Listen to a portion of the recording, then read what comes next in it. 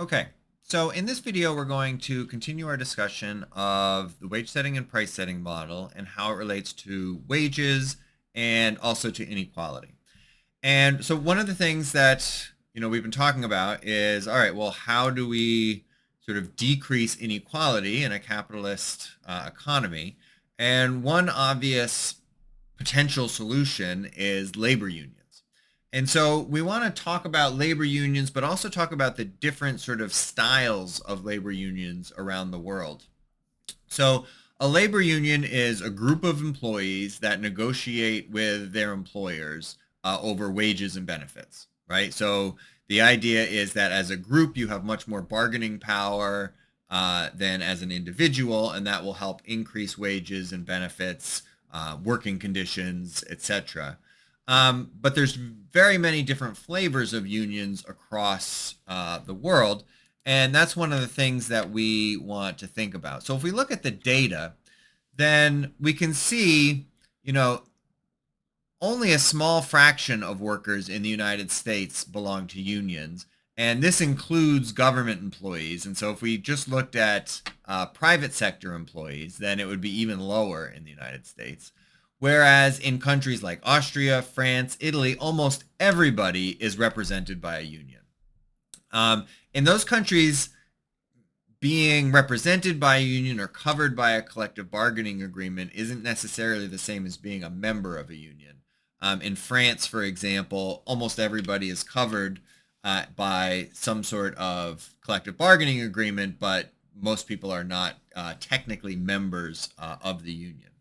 So what does that mean? Well, in the United States, unions, there tend to be these sort of big umbrella unions, right? Like the United Auto Workers, um, the longshoremen.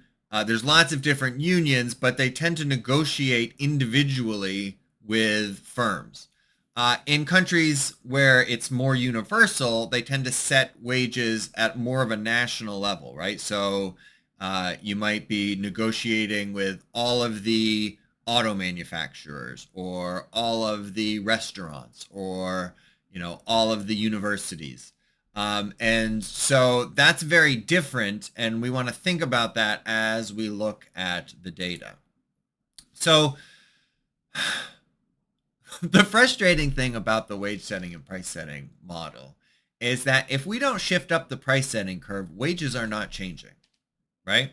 So the price setting curve determines the real wage in equilibrium, and that's determined by average productivity of labor and the profit margin.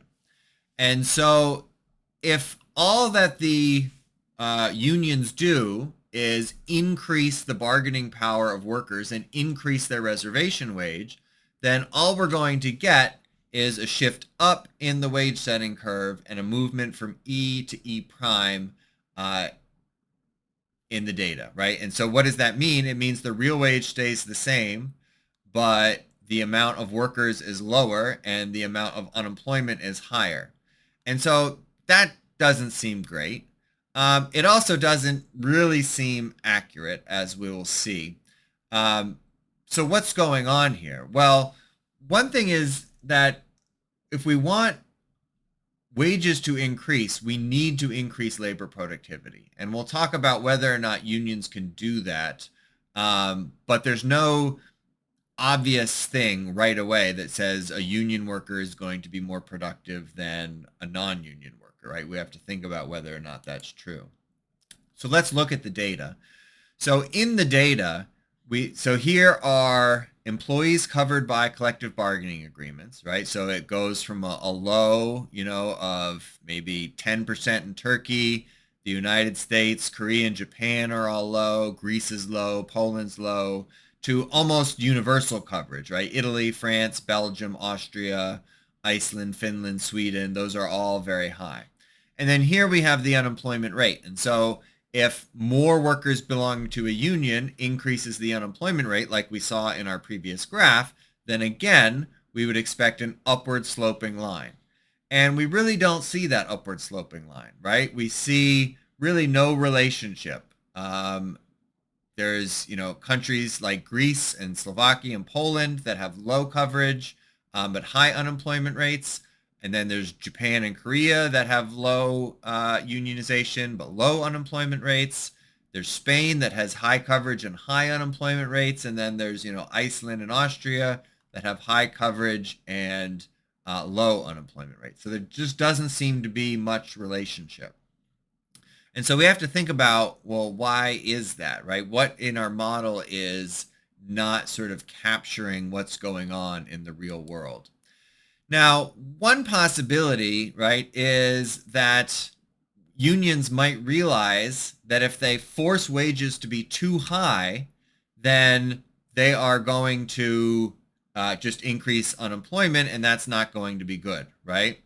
And so they don't want to move from E to E prime. Instead, they might say, all right, well, give us a voice in how decisions are made, and that will actually improve working conditions. So it's possible that working for a company as a union member is just better than working for a company as a non-union member, because you feel like you're empowered, you feel like you have voice, right?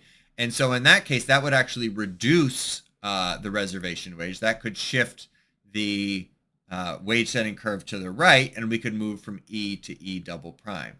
Now, another possibility, right, is that because unions give workers that voice, and because workers are often the ones that are most knowledgeable about the production process, that could actually increase the average product of labor and increase the price setting curve and actually increase wages. Evidence, I would say, is mixed. But as we saw, right, the evidence is that higher unionization does not seem to affect the unemployment rate. But it also is a little mixed about whether it increases wages. In the United States, union workers do earn more, 10 to 15% more compared to comparable non-union workers, and profits in unionized firms are somewhat lower. And so that implies that workers, while they might not be increasing the average product of labor, they are able to shift that price setting curve up by decreasing profits. But that said, U.S. workers, which tend to be non-unionized, right, are more productive than many of those European workers, which are unionized. So, I don't think we can say one way or the other in terms of productivity.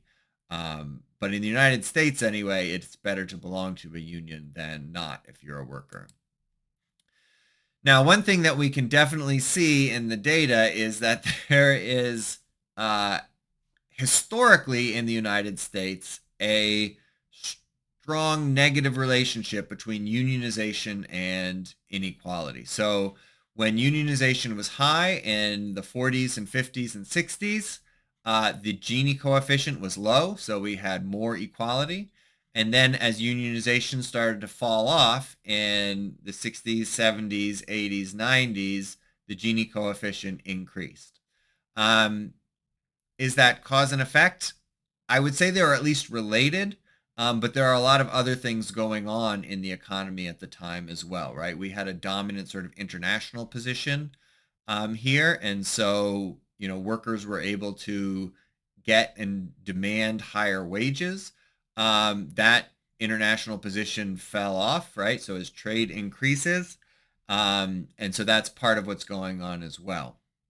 But historically, at least, and we'll talk about this at the end of the semester in chapter 17, the times where we had the lowest inequality, which was really sort of the 1950s, 60s, and 70s, is when we traditionally had the highest unionization rate as well.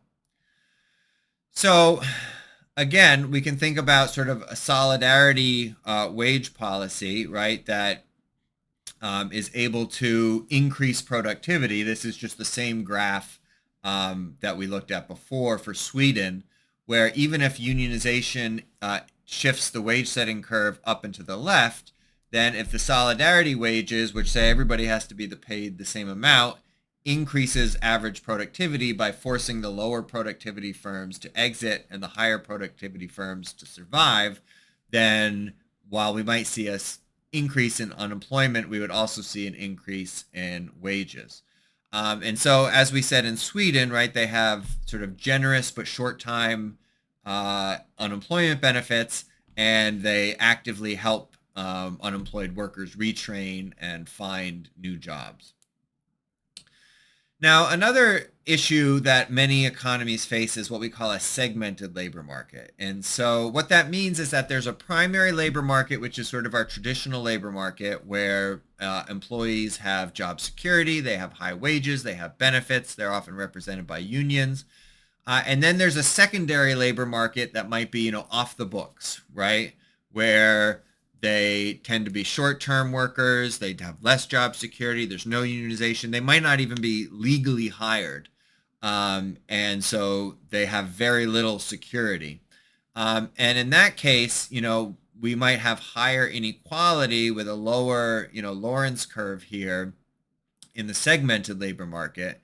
And if we can bring all of those workers into the primary labor market, with higher wages, with better job security, with better conditions, then that can decrease inequality, right? And so this often comes about when there's lots and lots of labor regulations, right? So when it's hard to hire workers, it's hard to fire workers, there's lots of taxes, and so firms start to hire workers unofficially off the books, and so sometimes some deregulation in the primary labor market can actually benefit, people on average.